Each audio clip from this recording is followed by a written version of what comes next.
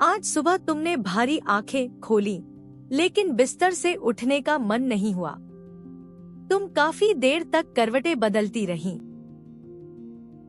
तुम्हारे पास उंगली हिलाने की भी ताकत नहीं है और तुम्हारा दिमाग पूरी तरह खाली और धुंधला लग रहा है। हालांकि तुम जानती हो कि बहुत सारे काम पड़े हैं, फिर भी तुम भागने की तरह आंखें बंद कर लेती हो। हम अक्सर इस स्थिति को आलस कहते हैं और खुद को कठोरता से दोष देते हैं। लेकिन जो थकान तुम अभी महसूस कर रही हो, वह तुम्हारी इच्छा शक्ति की कमी या आलस की वजह से नहीं है। मैं, यूनी, भी कुछ समय के लिए थकान के गहरे दलदल में फंसी रही और मेरा रोजमर्रा का जीवन चरमरा गया। एक दिन ऑफिस में मैं स्क्रीन को घूरती रही। तब बॉस ने दस्तावेज व्यवस्थित करने को कहा। यह काम आमतौर पर 20 मिनट में हो जाता था, लेकिन उस दिन कीबोर्ड छूना भी दम घोंटने वाला लग रहा था। स्क्रीन पर अक्षरों का कोई मतलब नहीं रहा और मेरा दिमाग पूरी तरह बंद हो गया। मेरे सहकर्मी व्यस्त थे, लेकिन मैं खुद को टूटे हुए घड़ी की तरह महसूस कर रही थी। आखिरकार मैं एक भी दस्तावेज पूरा नहीं कर पाई और घर लौटते समय मेट्रो में खुद से नफरत करने लगी। जब दूसरे लोग जीवंत तरीके से जी रहे थे, मैं खुद को आलसी और बेकार समझकर दोष दे रही थी। थकान की छाया ने न सिर्फ मेरे काम को, बल्कि मेरे रिश्तों को भी नुकसान पहुंचाना शुरू कर दिया। एक वीकेंड की दोपहर को एक करीबी दोस्त ने मौसम अच्छा होने के कारण मिलने का सुझाव दिया। खुश होने के बजाय तैयार होने का ख्याल पहाड़ जितना भारी लग रहा था। मैं सोचती रही और आखिरकार मैसेज को अनदेखा कर दिया। मुझे अपराध बोध हो रहा था, लेकिन फिर भी मैं हिल नहीं पा रही थी। मेरा पार्टनर भी मेरी खामोशी से चिंतित था और पूछ रहा था कि मैं ठीक हूँ या नहीं। उसकी गर्माहट भरी आवाज के बावजूद मैंने कठोर और तीखे शब्दों में जवाब दे दिया।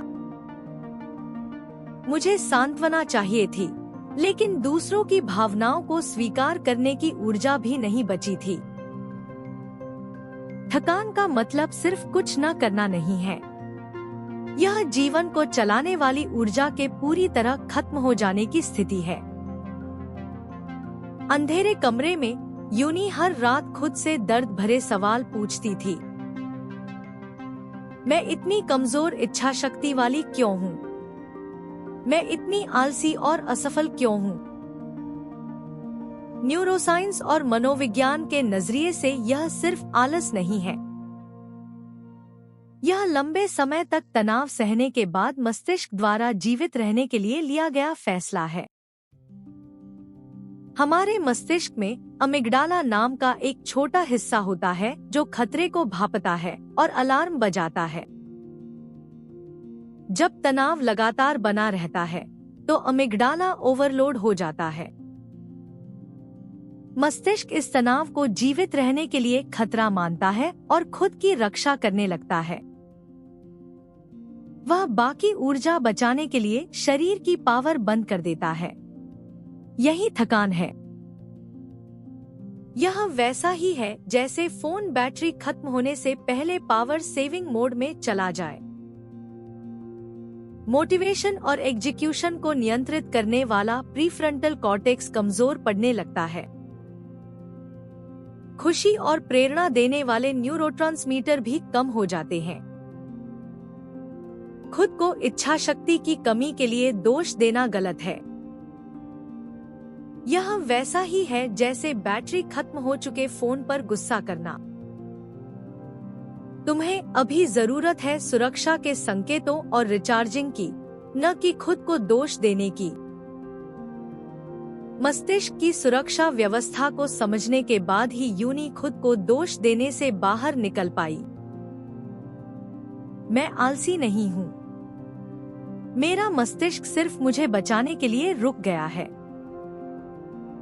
तो फिर मस्तिष्क को पावर सेविंग मोड से कैसे निकालें? जबरदस्ती उत्साह जगाने की कोशिश अक्सर उल्टा असर करती है। हमें मस्तिष्क को शांत करने के लिए कोमल मनोवैज्ञानिक अभ्यास की जरूरत है। यहाँ 3 तरीके हैं जो तुम बिस्तर पर लेटे-लेटे भी आजमा सकती हो। पहला कदम है मस्तिष्क के अलार्म सिस्टम को धोखा देने वाले छोटे छोटे काम शुरू करना।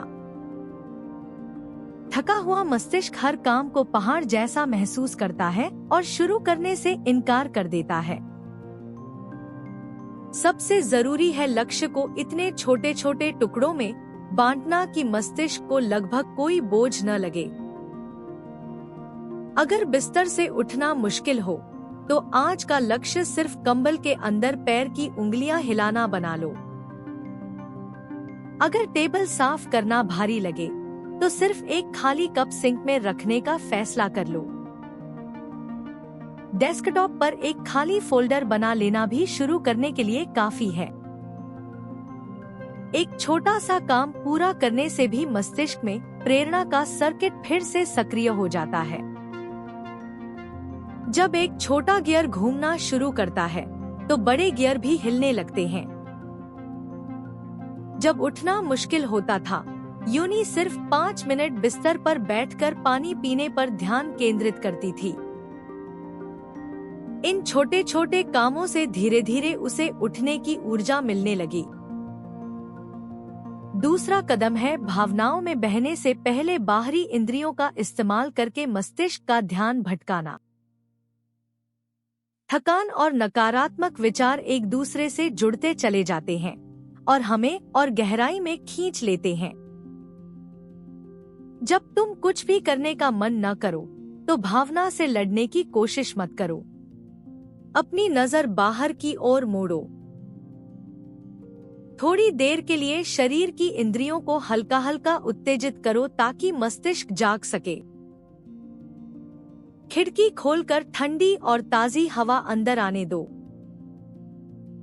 नल से ठंडा पानी बहाकर कलाई पर महसूस करो या शरीर को स्ट्रेच करो।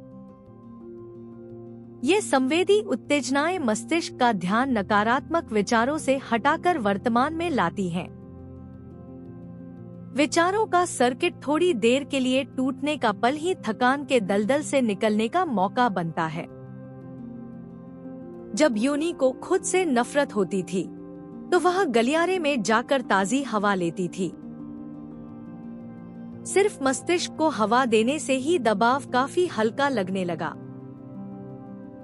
तीसरा कदम है खुद के लिए कोमल तरीके से एक सुरक्षित जगह बनाना।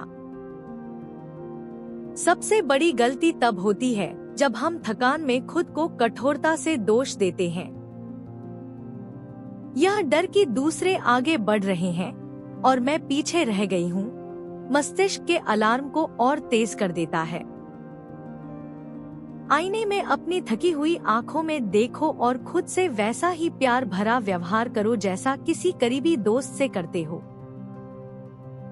आज कुछ नहीं किया, ऐसा सोचकर खुद को दोष देने के बजाय कहो कि तुमने सांस लेते हुए भी दिन भर संघर्ष किया।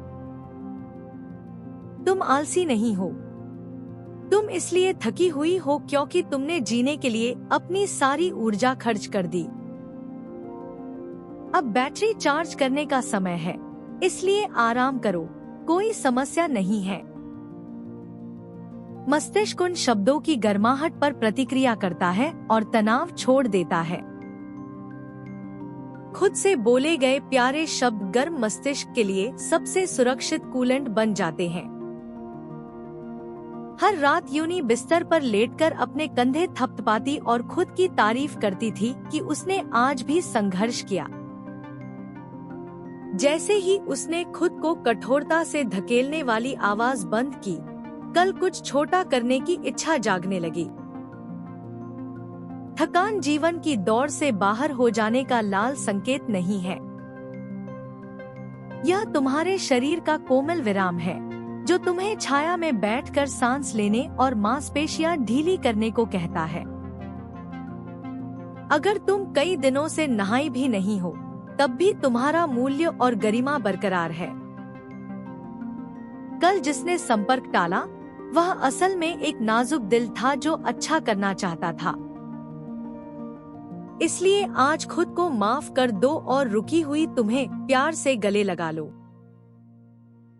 भव्य योजनाओं के बजाय आज दोपहर में अपनी पसंद का खाना खाने से शुरू करो। पर्दे खींचकर धूप अंदर आने दो और एक गिलास पानी पी लो।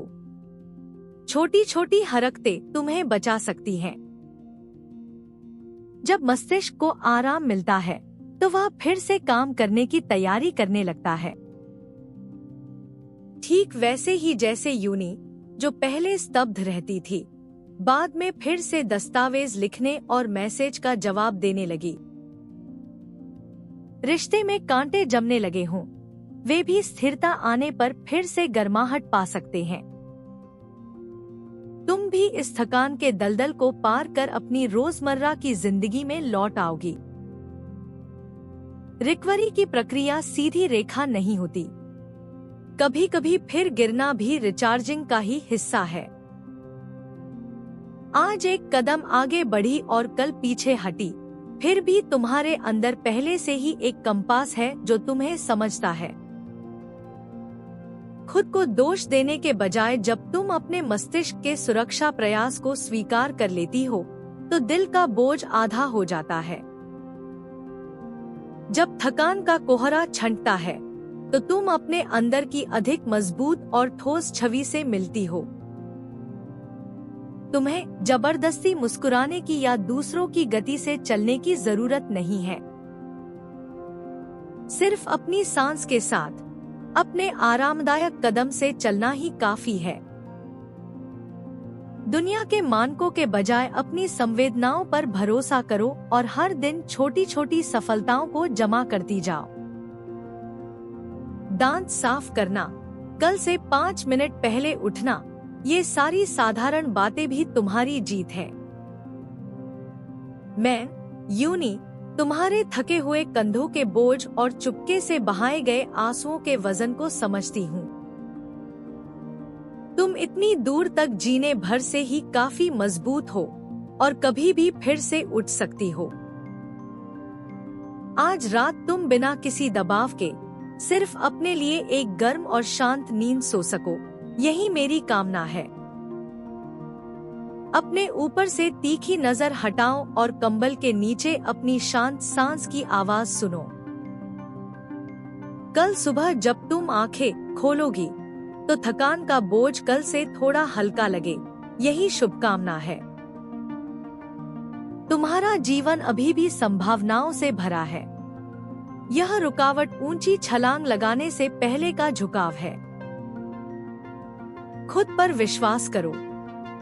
तुम जितना सोचती हो उससे कहीं ज्यादा मजबूत और चमकदार हो। इस सुरंग के अंत में मैं तुम्हारे फिर से मुस्कुराते हुए उज्जवल कल के लिए तुम्हारे साथ हूँ। अब शांति से सो जाओ। तुमने आज काफी कुछ किया है।